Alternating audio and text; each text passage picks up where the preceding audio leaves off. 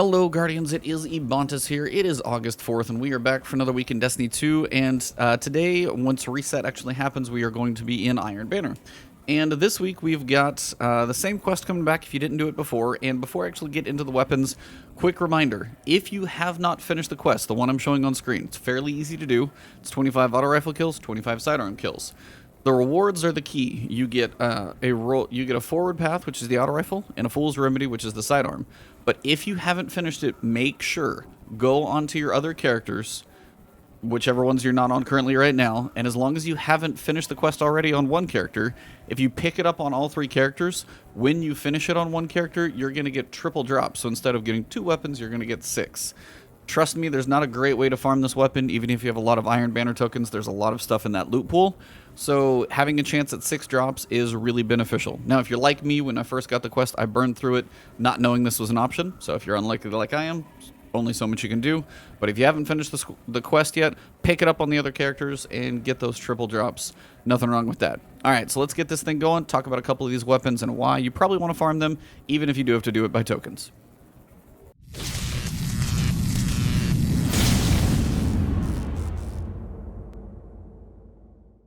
Alright Guardians, so the 2 weapons, the main ones, obviously outside of the usual stuff that we're going to be getting from Iron Banner, are going to be the 2 new weapons. We've got the Forward Path, and we've got the Fool's Remedy. First one I want to start with is the Fool's Remedy. Now, the Fool's Remedy itself is actually a pretty awesome weapon. Sidearms are in a pretty good place. PvP, they're fairly useful. PvE, they're not bad. They're probably not the best thing in PvE because when you're close range, other things, if you're really going to be that close, probably a shotgun, a sword. Swords are amazing right now, but still, sidearms are in a pretty good spot, especially for PvP. Now, the nice thing about this weapon specifically is the recoil direction. It starts at 94. It is almost vertical from the get-go, so if you guys want to see what I'm talking about, I'm just going to zoom in on a wall over here, and the shot pattern is almost dead vertical. So start right here in the middle on the snowflake. There's barely any deviation at all. I don't know if you could ask for a better recoil pattern than that. Basically, draw a line from a chest up to their nose, and you can go straight from nose to sternum all the way down. So this thing is insanely stable. Now, the perks that you can get on this one are pretty, variant, depending on what you go for. Feeding Frenzy, Quick Draw, probably not the best perks in the world. But you do have a chance at a couple of the new perks. You have Iron Gaze, which is going to give you plus 20 to aim assist, but you're minus 24 range. I still don't see why that perk is really good, because range on the things that it can roll on, auto rifle and a sidearm, both need range. So Iron Gaze, not really anything I'd be looking for. Now the other one is going to be Iron Grip. It's going to be 18 stability and minus 34 reload speed. Now the reload speed is decent on this one, but giving up 34 reload speed is probably going to make a sidearm feel kind of slow. Overall, not too bad though. Something like Kill Clip, probably going to be very good. I've got Quick Draw on mine, which in and of itself isn't too shabby either, so I would probably lean towards those. In the second column over here, Feeding Frenzy, kind of optimal, joys of words. So you can get nice fast reload times on it. You've got 4 times the charm, which is probably okay. If you're using this thing in PvP, subsistence isn't going to be that good. Hipfire Grip might be okay if that's your thing, but I would probably go for Moving Target. If you're really going for that accuracy. Everything else in these columns here, if you're going for PvP, something like range, I got Light Mag. If you've got Ricochet rounds, that one would probably be good.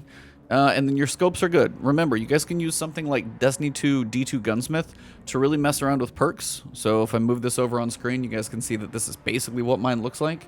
And I can see if I pick my Farpoint scope, I actually lose a fair amount of stability and handling, but if I pick the Quick Dot, I get handling stability and aim assistance, and I don't lose anything. So, again, don't forget about D2 Gunsmith. If you're toying around with weapons, seeing what perks can do, it's not a bad thing. Also, you can tell if I put Counterbalance on, I'm only getting 6 out of it, so really not worth your time there. Definitely better things to put on there. So, overall, and I got range on this one, actually. Pretty good, too. Now, you could do something like Backup Mag if you want a little more accuracy, Target Adjuster for those headshots, Minor Spec if you're going PvE with it. A lot of cool different options you can have. Overall, this thing is just crazy stable, and I love that it's full auto. I'm literally just going to, hold down the mouse and just unload my bullets.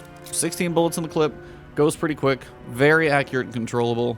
Honestly, if you're interested in even toying around with sidearm, I'm not that great with sidearms, but once I finished the quest and got this thing's actually pretty fun to use, so definitely consider this one as one of the reasons to farm.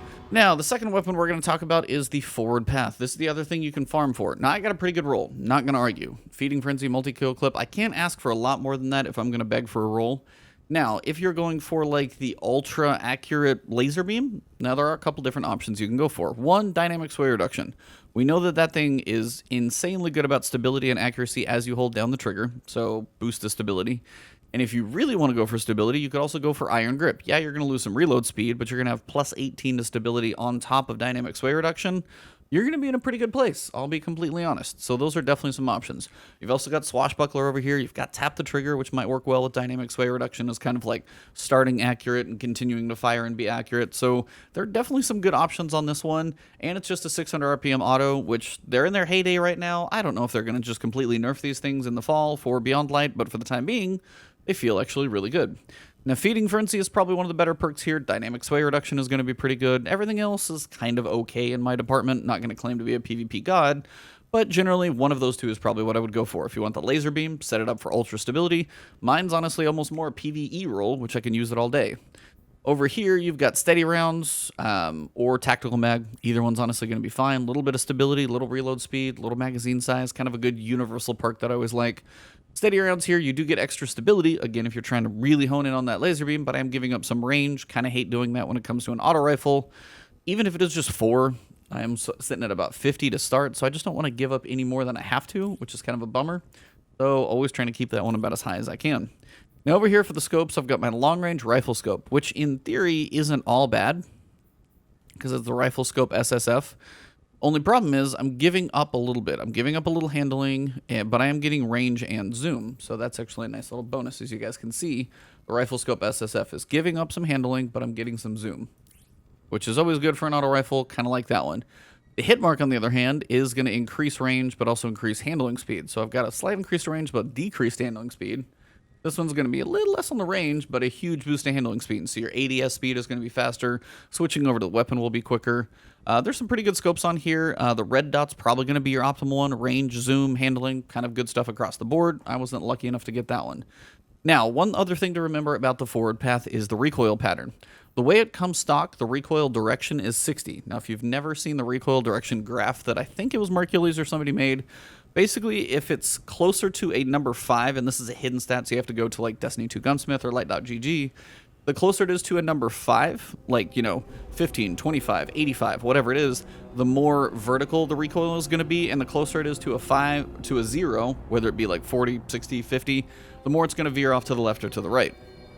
Now for 60, when it veers, if I hold this, it should fade off to the right.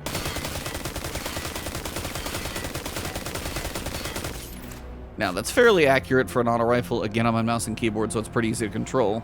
But that still, you can notice, definitely in comparison to the sidearm, as that is just like dead vertical. Yeah, the auto rifle definitely veers, so that one's got a little more control. Now, on the other side, if you put a counterbalance mod on this one, you're going to take the recoil direction to 75.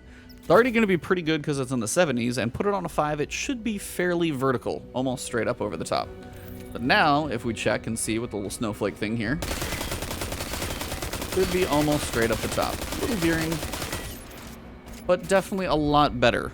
So again, remember on this one, you can do other things. You could do target adjuster, so you can get a little more aim assist, but it is only 5. It's got a 71 aim assist already, so it's in pretty good shape. Honestly, this one, to take that recoil from left to the right to almost dead vertical, probably one of the ones I would definitely consider, because you're only going to get scopes, which are going to help with zoom, range, handling. Nothing's going to help recoil direction here. So definitely consider a counterbalance mod on this one if you're really trying to keep that vertical recoil kind of in check. So both of these weapons are really, honestly, not bad. Like, I've kind of want to farm a little bit for these, even more than I would have expected in the first place. And the nice thing about these two weapons is they're in a pretty good place right now. Sidearms in PvP, pretty solid, pretty good spot. And then you've got the forward path for an auto rifle. It's a 600. All those feel pretty good. And I know some people may say, like, the burst, or the, I'm trying to think of the right word. The burst around the, like, you guys can see what I'm saying. The burst around the end of the gun. I can't even think of the right word for it, so somebody correct me in the video. They say it's a little big, which, there is definitely a pretty big explosion there. But if you zoom down ADS, you can see through it. It's really not that bad. I've seen some people freak out about it.